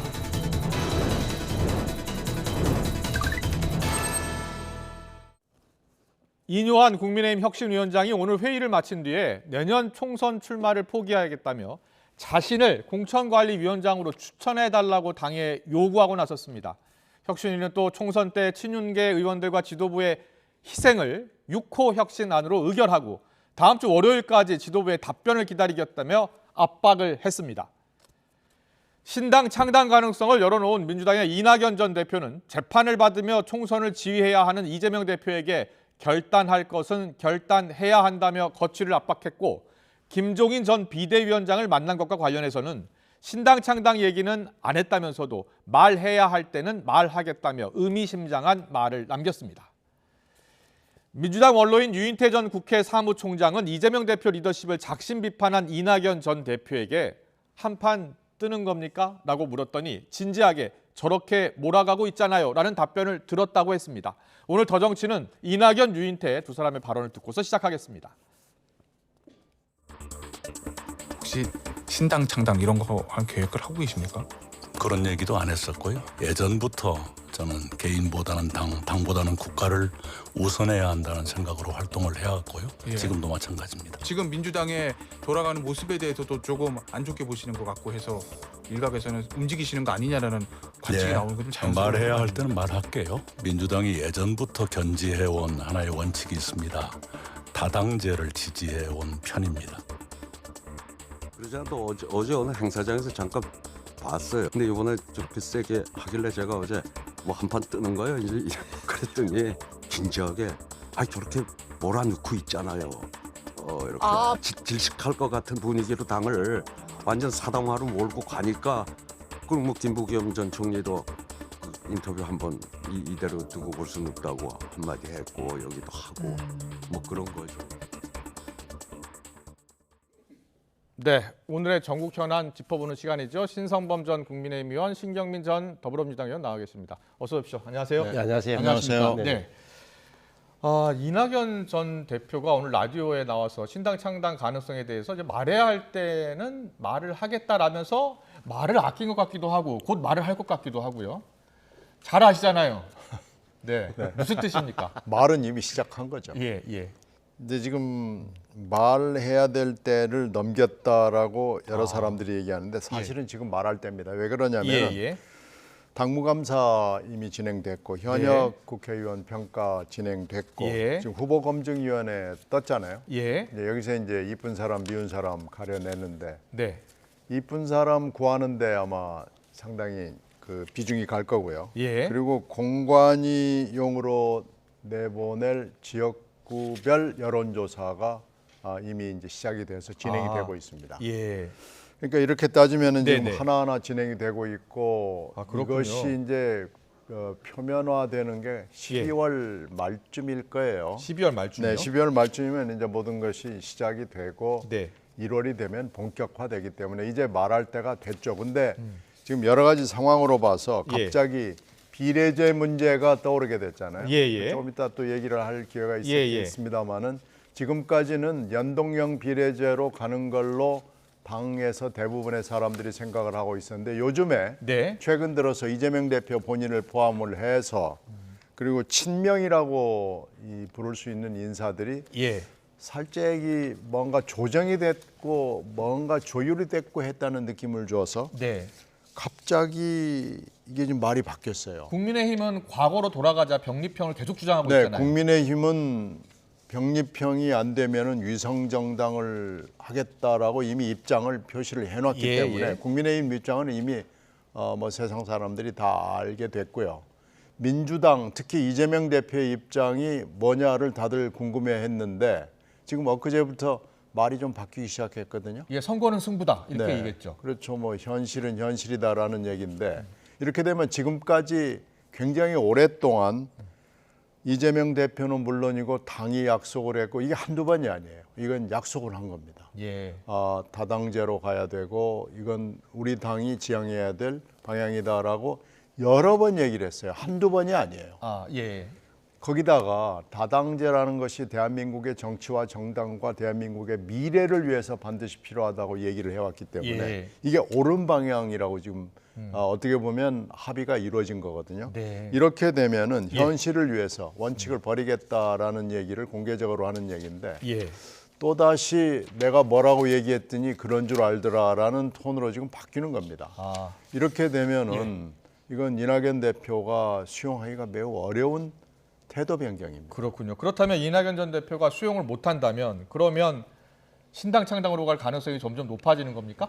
아니 지금 이낙연 대표 얘기대로 가만히 있는데 자꾸 지금 몰고 가는 거예요.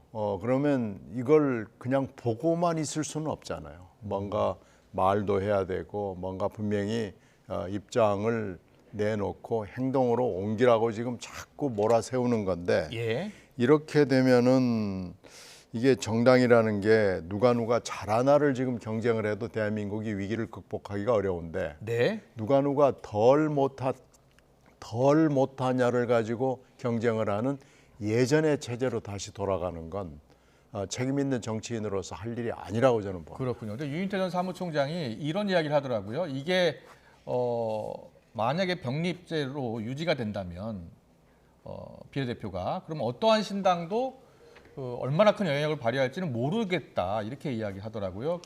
그러니까 만약에 과거로 돌아가면 어떠한 신당도 과거로 돌아가면은 신당이 숨쉴 공간이 대폭 줄어들고 그렇게 되면은 다시 20대 이전으로 돌아가게 되면은 3당이라고 하는 것이 존재의 공간을 다 잃어버리게 됩니다. 그렇다면 거대 양당 입장에서는 희망사항이게 되는 겁니까? 아니 이렇게 되면은 한 석이라도 더 얻어야 된다는 입장으로 가면 이렇게 되면 다시 대표의 방탄을 위해서는 지금까지 약속이고 원칙이고 대한민국의 미래고 없다고 하는 선언이 돼버리는 거예요. 예. 이걸 이낙연 전 대표의 입장에서 받아들일 수 있느냐라는 굉장히 중요한 기로에 들어서게 됩니다. 그렇군요. 자, 국민의힘 입장 들어봐야죠. 국민의힘 같은 경우에는 이준석 전 대표가 신당을 만들 가능성이 점점 높아지고 있다 이런 분석이 많은데요. 지금 선거제가 민주당에서 또 이낙연 대표 중심으로 전 대표 중심으로 신당 이야기가 나오면서 이 선거제 이야기가 또 나오기 시작했어요. 국민의힘 주장은 과거 병립형으로 그대로 가야 된다. 다시 돌아가야 된다는 입장이라면서요. 그렇죠. 예. 연동형 비례표 뽑을 때 비례표 의원을 뽑을 때 연동형으로 하게 되면 필연적으로 반드시 위성정당을 하게끔 돼 있어요. 왜 그러냐면은 연동형으로 하게 되면 지역구에서 많은 의석이 있으면 있을수록 네.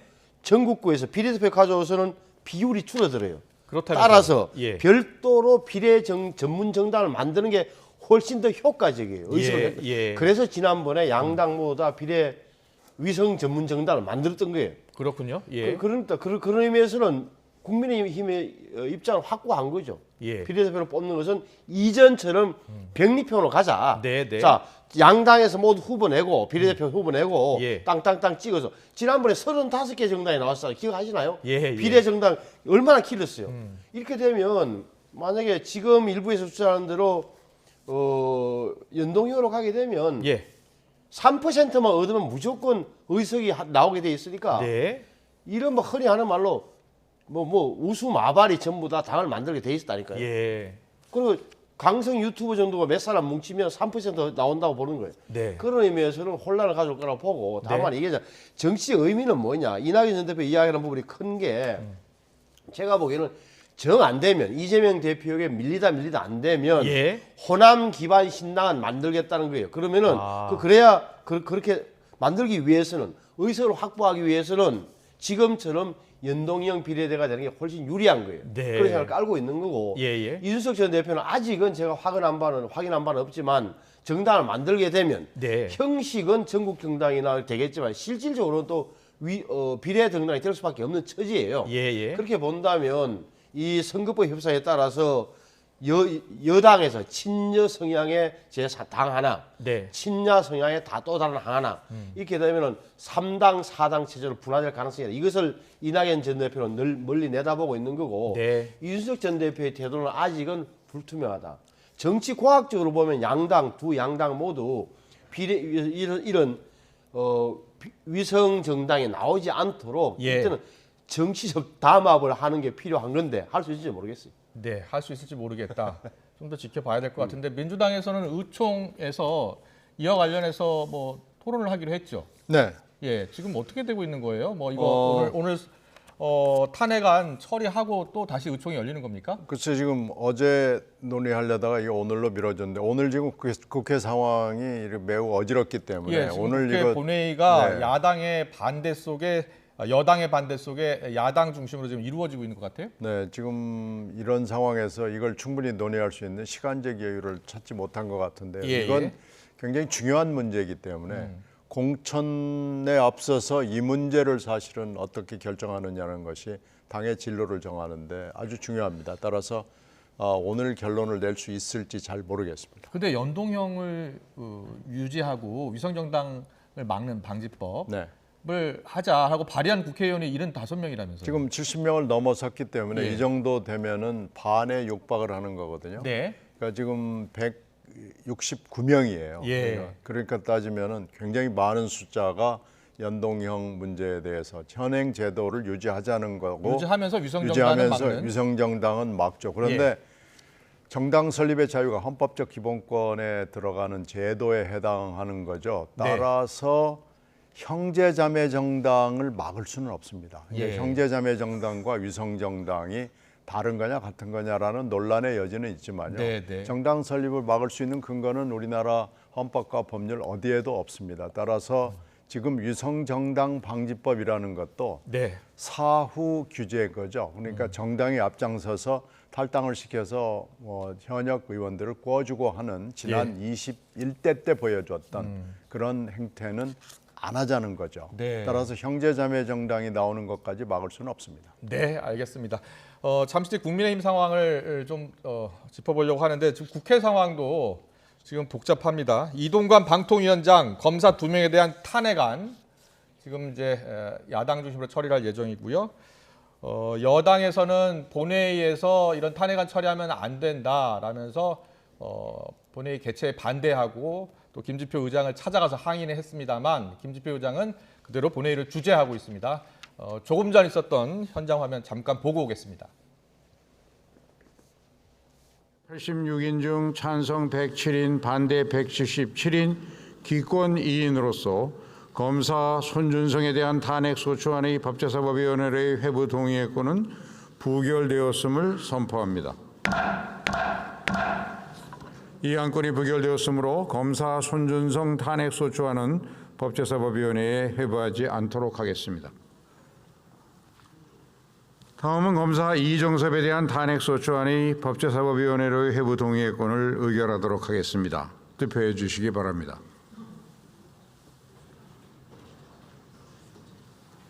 네. 자, 지금 탄핵 소추안 법제사법위원회 회부 동의권 지금 통과되는 화면을 보고 계시는데 이게 탄핵안은 국회 본회의에 보고한 이후 24시간에서 72시간 내에 처리를 하도록 되어 있습니다. 만약 그 사이에 처리를 하지 못하면 자동 폐기되게 되어 있고요. 그래서 민주당은 내일 본회의에서 이제 오늘 국회 보고가 끝나면 내일 본회의에서 처리를 할 예정입니다. 일단 탄핵안 같은 경우에는 재적 의원의 과반이 찬성하면 통과를 하기 때문에 지금 재적 의원 과반이면 150명 이상이면 민주당 주도로 다 통과될 수 있는 거죠? 이건 뭐 의안이 잡혀서 투표에 들어가는 순간 통과될 수밖에 없는 상황이에요. 예. 그러니까 지금 화면에 잠깐 보면은 그 중에 한 안건이 통과되는 화면을 지금 본 거니까요. 예. 이 세 안건이 모두 다 통과될 수밖에 없는 상황이고요. 예. 이제 내일 이 시간쯤 되면은 탄핵안을 가지고 이제 찬반 투표를 하는 거죠. 그렇게 되면은 즉각적으로 업무 정지가 되고요. 그렇군요. 예. 그렇게 되면 이제 이분들은 한 5개월 내지 6개월 헌재 판단이 나올 헌재 때까지 결정이 나올 때까지는 아무것도 할 수 없습니다. 그렇군요. 국민의힘에서는 이게 지난 9일 본회의에 한번 보고가 되지 않았냐. 그리고 그때 처리가 안 됐기 때문에 자동 폐기돼야 한다라는 주장이에요. 그런 이제 국회법적 해석 절차에 관한 내용보다도 본질적으로 보자면 네. 이동관 방송통신위원장을 탄핵하는 소추문을 네. 야당에서 쓰면서 검찰청법 위반이라고 쓰는 흔히 예. 하는 말로 요즘 새로운 복사해서 붙이다 보니까 예. 그렇게 했다는 거 아니에요. 그러다 뜨거라 해가지고 처리하고 새로 냈단 말이에요. 이게 지금 현장의 모습이라는 거예요. 예. 우리 국민들이 볼 때는 탄핵안을 만들 때는 굉장히 정교하게 네. 의원들이 붙어가지고 율사들이 붙어서 뭐 만들어낸 줄 알았는데 다시 처리하고 다시 또 물론 예. 그 과정에서 보여주는 게 뭐냐.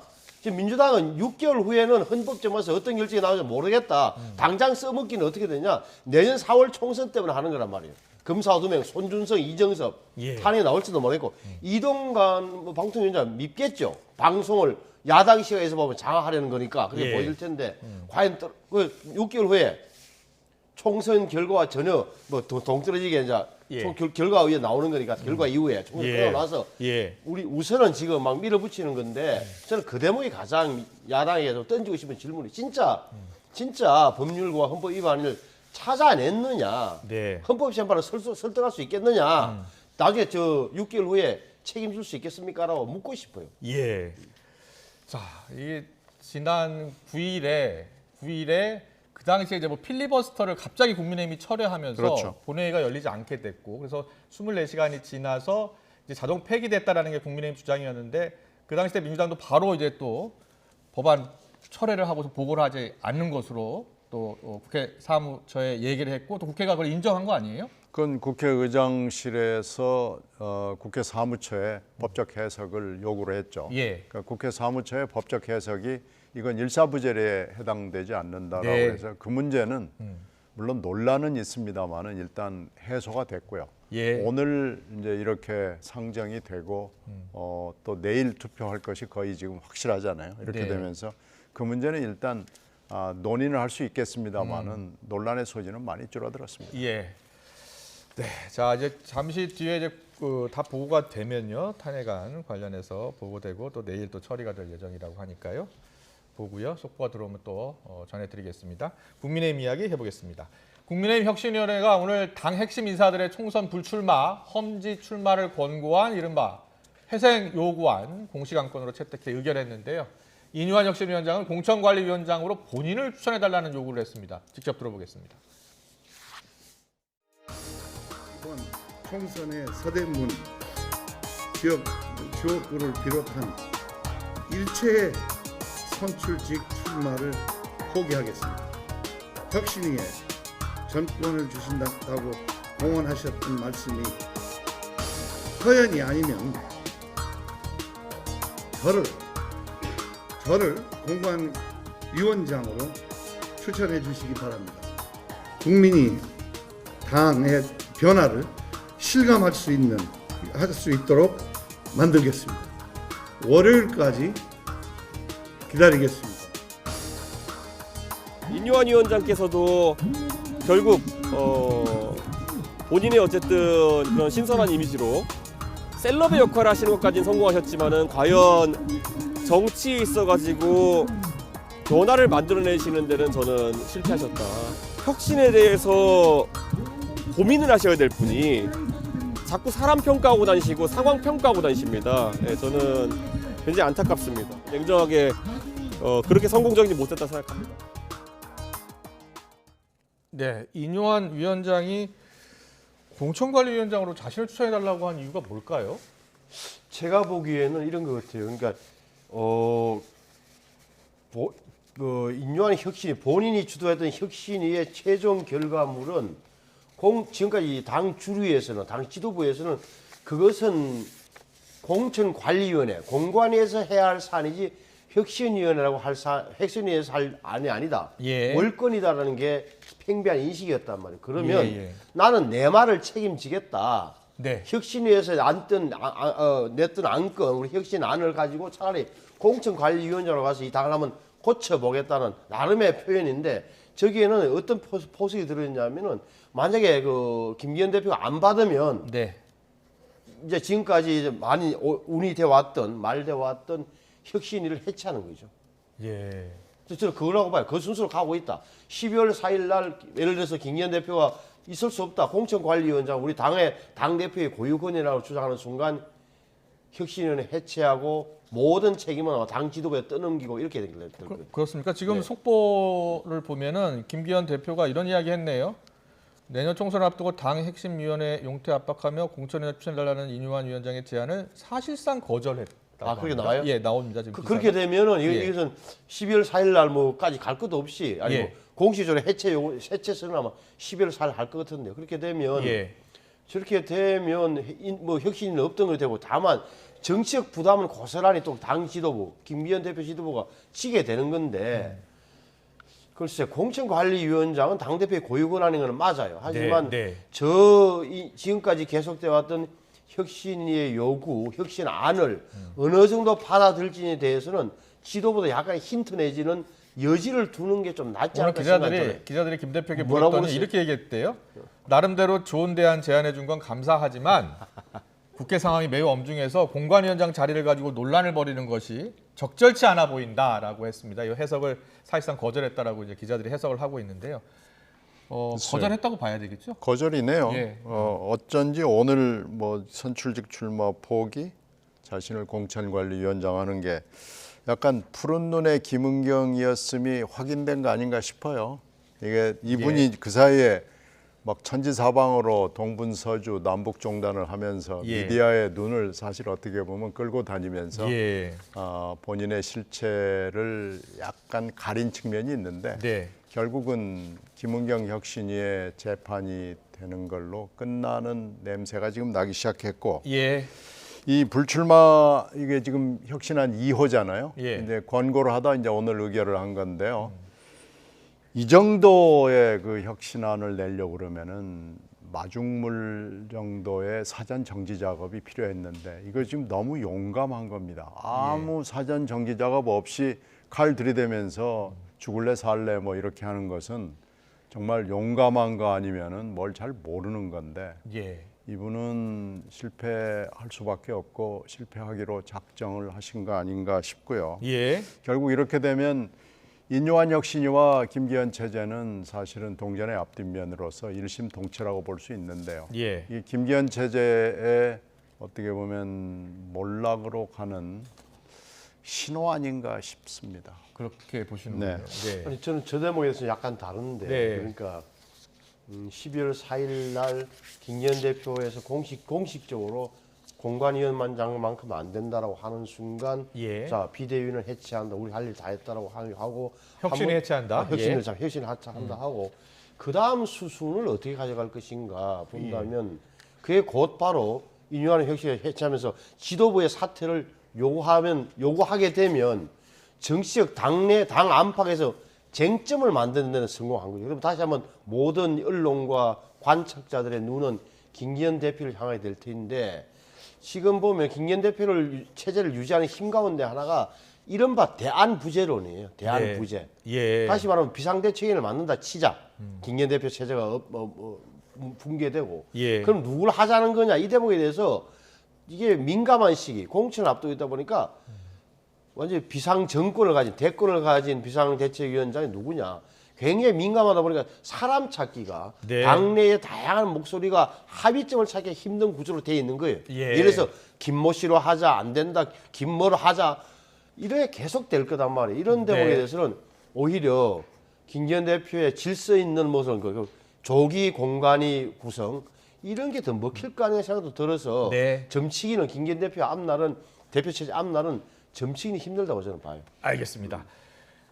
다음 이슈로 넘어가겠습니다. 다음 이슈는 울산시장 선거 개입 관련해서 어제 1심 판결 나왔죠. 5년 전 청와대가 울산시장 선거에 개입했다는 의혹을 살펴본 건데요. 어제 문재인 전 대통령의 친구 송철호 전 시장 울산시장에 당선시키기 위해서 청와대가 선거 적극적으로 개입했다는 의혹 관련 재판이었습니다. 1심에서 황운하 의원이 징역 3년, 송철호 시장이 징역도 3년이 나왔고요. 12명이 모두 관련해서 12명이 유죄를 받았습니다. 당사자였었던 당시 울산시장 후보였었죠. 국민의힘 후보였습니다. 김기현 대표가 입장을 냈고요. 당시 임종석 전 비서실장도 오늘 라디오 인터뷰를 했습니다. 듣고 오겠습니다. 문재인 정권의 청와대가 주도한 악질적 범죄이자 문 대통령 친구의 당선을 위해 고위공직자들이 마치 조직 폭력배처럼 자행한 노골적인 선거 공작이었습니다. 3.15 부정선거에 비견되는 사건이라고 할 수 있습니다. 이 모든 진행의 배후에는 자신의 30년 직위를 당선시키는 것이 평생 소원이라고 하던 문재인 전 대통령이 있다고 보는 것이 지극히 당연한 상식입니다. 후보를 매수했다 할지 정책적으로 뒷받침을 했다 할지 하는 부분은 다 무죄가 났기 때문에 김기현 대표의 주장은 너무 과도한 적이고요. 이번 재판 과정에서도 이 과정에서 무슨 기획이 있었거나 공모가 있었다는 건 하나도 드러난 게 없습니다. 앞으로 법원의 판단을 2번, 3번 받아봐야 될 문제 같아요. 무슨 문재인 대통령까지 거론하면서 조직적으로 개입했다가 드러났다. 너무 본인을 좀 대단하게 생각하시는 거 아닌가요? 네, 잠시 속보 전해드리고 계속해서 대담 이어가겠습니다. 오늘 이종석 헌법재판소장 후보자 임명 동의안도 처리가 될 예정이었는데요. 국회 본회의에서 가결됐다는 뉴스 속보 들어와 있습니다. 찬성 204표, 반대 61표, 기권 26표였습니다. 네, 김기현 대표가 어제도 입장을 냈고 오늘도 입장을 냈어요.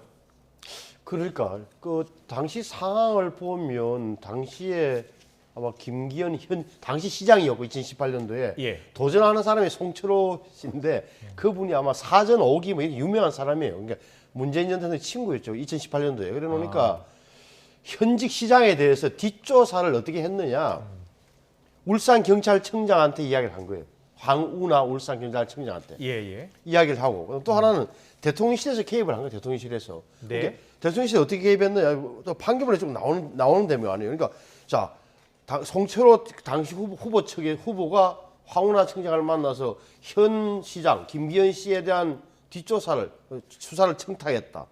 두 번째는 청와대에도 관련 내용을 송철호 씨가 보낸 거예요. 보내서 누가 했느냐? 백운우 민정시설관. 예. 이 받아서 어떻게 했냐? 울산경찰청에 첩보를 하달해서 수사를 하도록 한 거예요. 예. 그러니까 이걸 법원에서 어떻게 판단했느냐? 경찰의 수사 기능, 그리고 청와대의 감찰 기능을 다 동원했다. 이것은 공직선거법 위반이 확실하다고 평가를 했는데 예. 그렇게 떨어졌잖아요. 결국 이제 김기현 시장은 떨어졌어요. 그래서 그리고 송철호 그 당시 후보가 당선이 됐죠. 당선됐죠. 예. 그래 놓으니까 근데 송철호 시장은 선거 그게 이제 문제가 됐는데 다 임기 다 마치고 나서 지금 와서 이제 판결이 내진 거예요. 예. 그런 대목 보자면 김기현 현 대표, 우리 현 의원 입장에서는 뭐 다 무슨 이야기를 뭐 얼마나 속이 많이 상했겠어요. 예. 저렇게 이야기는 지게 당연한 거죠. 네, 지금 임종석 실장 이야기는 그런 비위 첩보가 있었고 경찰에 그대로 알려준 것뿐이 없는데 그리고 1심 판결이다 지금. 네. 2심하고 또 대법원 판결 봐야 된다라는 입장입니다. 그러니까 1심 판결이죠. 예. 아직도 두 번의 재판이 남아 있고요. 물론 1심 판결 뭐 엄중하게 받아들여야죠. 네. 거기 판결이 난 거니까요.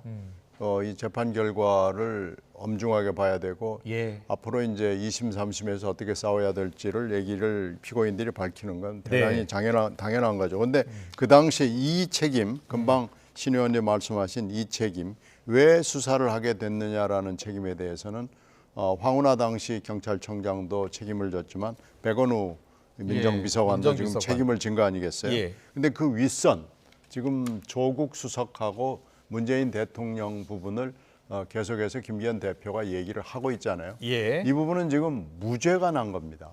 그러니까 뭐 주장을 할 수는 있지만 지금 근거는 없어요. 그리고 또 하나는 그 당시에 울산에서 김기현 당시는 시장이었고 그전에는 변호사였고 그전에는 또 의원을 잠시 지냈잖아요. 그러니까 변호사, 의원, 시장을 하면서 김기현 지금 대표에 대한 여러 가지 첩보들은 굉장히 많이 돌아다니고 있었습니다. 이건 뭐 경찰이 이걸 몰랐다 그러면은 그건 경찰의 직분을 어떻게 보면 제대로 하지 않았다고도 평가할 수 있을 정도로 많은 얘기들이 돌아다녔죠.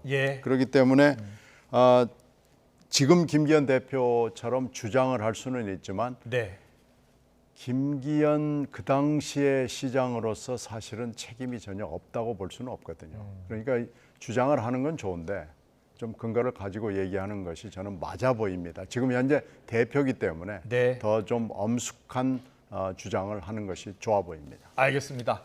자, 앞서 계속해서 속보를 전해드렸습니다. 정리를 해드리면 더불어민주당이 재발의한 이동관 방통위원장 탄핵 소추안 그리고 손준성, 이정석 검사 탄핵안 모두 국회에 보고가 됐습니다. 그래서 24시간에서 72시간 사이니까 내일 또 본회의가 예정돼 있기 때문에 내일 이 시간에 본회의에서 처리될 가능성이 높은 상황입니다. 지금까지 정치권 이슈 신성범 전 국민의힘 의원, 신경민 전 민주당 의원과 함께했습니다. 잘 들었습니다. 고맙습니다.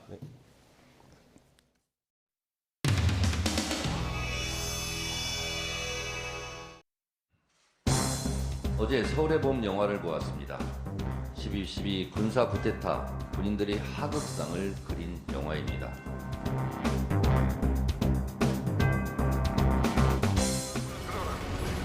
공장을 회장하고 저항하라.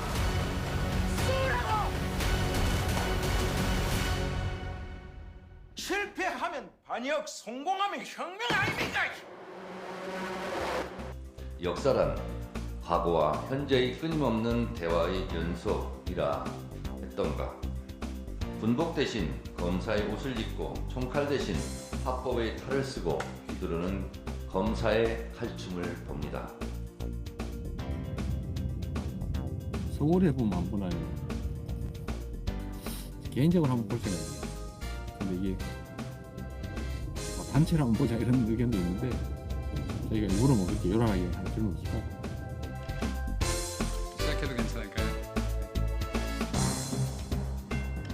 영화 서울의 봄을 보고 계엄령을 떠드는 민주당. 국민의 선거로 출범한 정부를 군사 쿠데타에 비유하고 민주주의에 꽂힌 선거를 계엄령 선포로 겁박하는 민주당의 행태는 여성, 노인, 청년 비하를 넘어 국민 비하로 들립니다.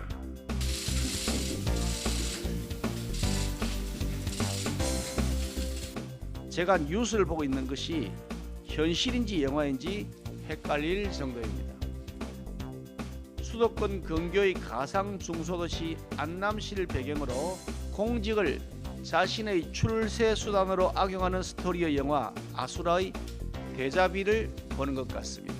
전국에서 돈 사들고 덤벼드는 부자 동네. 재개발 열풍이 불면서 수천억이 뿌려질 거라고 서로 물고 뜯고 아주 난리가 났어요. 우리 시장님은 그럴 때 저를 조용히 부르세요. 네가 할래? 우연치 않게 정치권에서 호출이 있다 보니까 실화 소재이지만 또 아무튼 그런 우려가 있으실 것 같았어요. 근데 부담은 안 되셨는지? 그 부담이 굉장히 컸죠. 굉장히 컸는데 제가 상상력을 가미해서 제 상상력으로 재구성된 79년 12월 12일을 다시 재밌게 보여주면 관객들이 이 이야기를 이제 무겁지 않게 흥미진진하게 볼 수 있지 않을까. 그래서 제가 뭐 다큐를 만드는 건 아니고.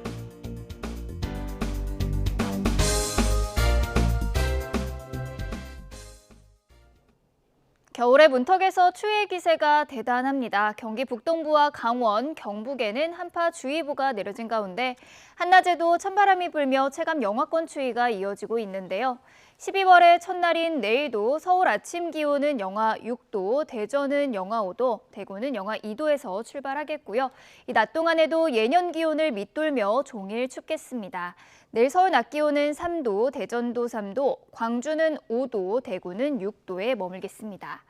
현재 서울 등 내륙 지방은 맑은 하늘이 함께하고 있지만 서해안과 제주 산간은 눈구름의 영향을 받고 있는데요. 대설주의보가 내려진 제주 산간에는 내일까지 많은 곳에는 115cm 이상, 서해안에도 최고 10cm의 많은 눈이 내려 쌓이겠고요. 내일 오후에는 대부분 그치겠습니다. 빙판길 미끄럼 사고에도 각별히 유의하셔야겠습니다. 휴일 낮부터는 추위도 점차 누그러질 전망입니다. 지금까지 날씨 정보였습니다. 네, 이슈를 더 쉽게 전해드리는 더 뉴스, 내일은 더 준비하겠습니다. 잠시 뒤 뉴스큐가 방송됩니다. 시청해주신 여러분 고맙습니다.